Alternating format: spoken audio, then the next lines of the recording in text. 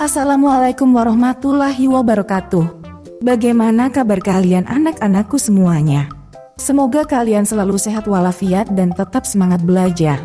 Pada hari ini kita berjumpa kembali dalam pembelajaran pendidikan agama Islam kelas 4, pelajaran yang keempat dengan tema Bersih itu Sehat. Dan pada pertemuan kedua ini, kita akan belajar subpokok bahasan berikutnya yaitu hadas besar dan tayamum. Sekarang, mari kita mulai saja dengan pembahasan pertama. Hadas besar. Pelajaran kali ini sebagai persiapan anak-anak menghadapi masa balik. Ketika anak-anak akan bertanggung jawab secara mandiri untuk menjalankan perintah agama, misalnya sholat, puasa, dan lain-lain. 1. Pengertian hadas besar. Hadas besar adalah keadaan tidak suci yang mewajibkan seseorang untuk mandi janabat. Hal-hal yang menyebabkan hadas besar antara lain karena mimpi basah bagi laki-laki, atau haid, nifas, wilada atau melahirkan bagi perempuan. Cara bersuci dari hadas besar adalah dengan mandi janabat. Mandi janabat disebut juga dengan mandi wajib atau mandi besar. Mandi janabat adalah membersihkan seluruh badan dengan menyiramkan air ke seluruh anggota tubuh, mulai dari ujung rambut sampai ujung kaki.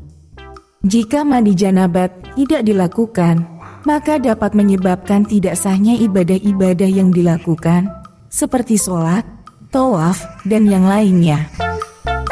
2. Ketentuan bersuci dari hadas besar. Di antara ketentuan mandi janabat adalah rukun dan sunnah mandi janabat. Rukun mandi janabat. Rukun mandi janabat ada dua macam, yaitu niat dan menyiramkan air ke seluruh anggota tubuh sampai merata. Rukun yang pertama, niat. Niat mandi besar harus dilakukan berbarengan dengan saat pertama kali menyiramkan air ke anggota badan. Anggota badan yang pertama kali disiram ini boleh yang manapun, baik bagian atas, bawah, ataupun tengah. Jika pada saat pertama kali menyiramkan air ke salah satu anggota badan tidak dibarengi dengan niat, maka anggota badan tersebut harus disiram lagi. Karena siraman yang pertama tidak dianggap masuk pada aktivitas mandi besar tersebut. Niat mandi boleh di dalam hati atau diucapkan secara lisan. Niat mandi besar dapat dilakukan menggunakan bahasa Indonesia. Contoh lafal niat mandi janabat adalah sebagai berikut. نويت الغسل لرفع الحدث الأكبر فرضا لله تعالى. Artinya, saya niat mandi untuk menghilangkan hadas besar, fardu karena Allah Ta'ala.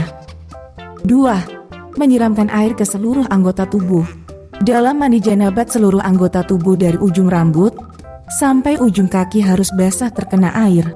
Maka dari itu dalam melakukan mandi besar perlu kehati-hatian agar jangan sampai ada bagian dari tubuh yang tertinggal belum terkena air. Yang perlu diperhatikan adalah lipatan-lipatan badan yang biasa ada pada orang yang gemuk, kulit yang berada di bawah kuku yang panjang dan membersihkan kotoran yang ada di dalamnya, bagian belakang telinga dan bagian depannya yang berlekuk-lekuk, selangkangan kedua paha, sela-sela antara dua pantat yang saling menempel, dan juga kulit kepala yang berada di bawah rambut yang tebal.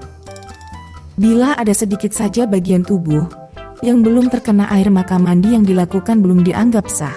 Dan orang tersebut dianggap masih dalam keadaan berhadas besar, sehingga dilarang melakukan pekerjaan-pekerjaan yang tidak boleh dilakukan oleh orang yang berhadas besar. Sunnah mandi janabat. 1. Membaca basmalah. 2. Membersihkan atau membasuh kedua tangan hingga kedua pergelangan tangan. 3. Menghilangkan kotoran yang terdapat pada badan yang dapat menghalangi sampainya air pada kulit. 4. Berwudu dengan sempurna sebelum mandi. 5. Menyela-nyela rambut dan jari-jari. 6. Mendahulukan yang kanan atas yang kiri. Hal-hal yang terlarang bagi orang-orang yang berhadas besar. 1. Sholat. Baik sholat fardu, sholat sunnah maupun sholat jenazah. 2. Tawaf yaitu mengelilingi Ka'bah. 3. memegang mushaf Al-Quran dan membaca Al-Quran. Namun, diperbolehkan membaca lafal yang terdapat dalam Al-Quran dengan tujuan berzikir. Misalkan membaca kata Bismillahirrohmanirrohim saat sebelum makan, atau lafal-lafal yang sejenis.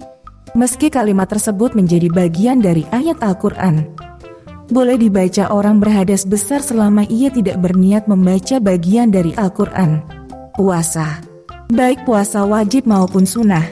5. Menetap atau berdiam diri di masjid. 3. Tata cara bersuci dari hadas besar. 1. Berniat melakukan mandi janabat untuk menghilangkan hadas besar. Dilakukan berbarengan dengan saat pertama kali menyiramkan air ke anggota badan sebagaimana keterangan di atas. 2. Menggunakan air yang suci dan menyucikan, yaitu disebut air mutlak sebagaimana sudah dipelajari pada pertemuan sebelumnya. 3. Menyesuaikan dengan rukun mandi janabat. 4. Menyempurnakan dengan sunnah-sunnah mandi. Selanjutnya adalah tayamum. 1. Pengertian tayamum. Tayamum artinya bersuci dengan cara mengusapkan tanah atau debu ke muka dan kedua tangan sampai siku dengan beberapa syarat tertentu. Tayamum merupakan pengganti wudhu atau mandi janabat. Tayamum sebagai rukhsah, yaitu keringanan untuk orang yang tidak dapat menggunakan air karena ada halangan. Di antara halangan yang membolehkan orang melakukan tayamum adalah sebagai berikut. 1. Tidak ada air. Sudah berusaha mencari air tetapi tidak mendapatkannya, sedangkan waktu salat sudah masuk. 2. Sakit. Jika seseorang sakit dan ketika ia menggunakan air untuk wudhu menyebabkan sakitnya semakin parah, maka dibolehkan tayamum. 3. Dalam perjalanan. Ketentuan tayamum. Rukun tayamum. 1. Niat. Orang yang melakukan tayamum hendaknya berniat akan melakukan sholat, bukan untuk menghilangkan hadas. Karena sifat tayamum tidak dapat menghilangkan hadas, tayamum hanya boleh dilakukan ketika darurat saja. Contoh lafal niat tayamum adalah sebagai berikut. نويت التيمم لاستباحة الصلاة لله تعالى.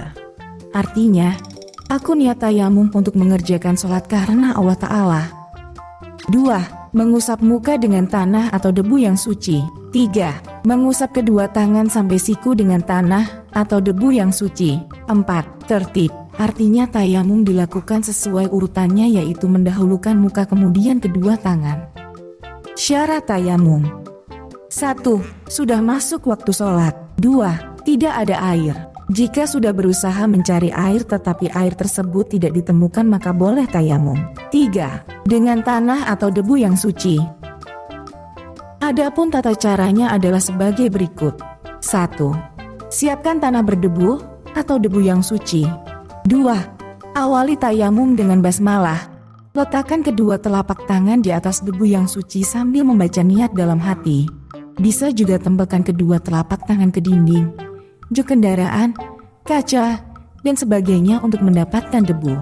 Jika masih memakai cincin yang ada pada jari dilepaskan dahulu. 3. Lalu, tiup atau tepuk-tepukan agar debunya tidak terlalu tebal dan butir-butiran kasar tidak menempel. 4. Usapkan ke muka hingga rata. Lakukan dari tempat tumbuh rambut di kepala sampai dagu dan dari batas telinga kanan sampai telinga kiri. 5. Letakkan kembali telapak tangan pada debu yang berbeda. 6. Kemudian tempelkan telapak tangan kiri pada punggung tangan kanan. Sekiranya ujung-ujung jari dari salah satu tangan tidak melebihi ujung jari telunjuk dari tangan yang lain. 7. Dari situ usapkan telapak tangan kiri ke punggung lengan kanan sampai ke bagian siku. 8. Lalu, balikan telapak tangan kiri tersebut ke bagian dalam lengan kanan. 9. Kemudian usapkan hingga ke bagian pergelangan. 10. Sekarang, usapkan bagian dalam jempol kiri ke bagian punggung jempol kanan.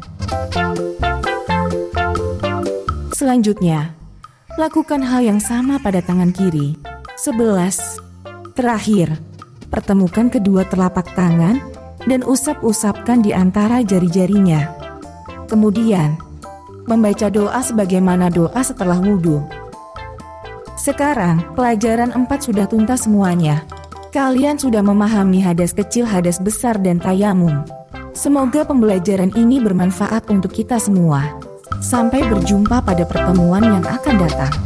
Selamat belajar di rumah dengan rajin dan semangat. Wassalamualaikum warahmatullahi wabarakatuh.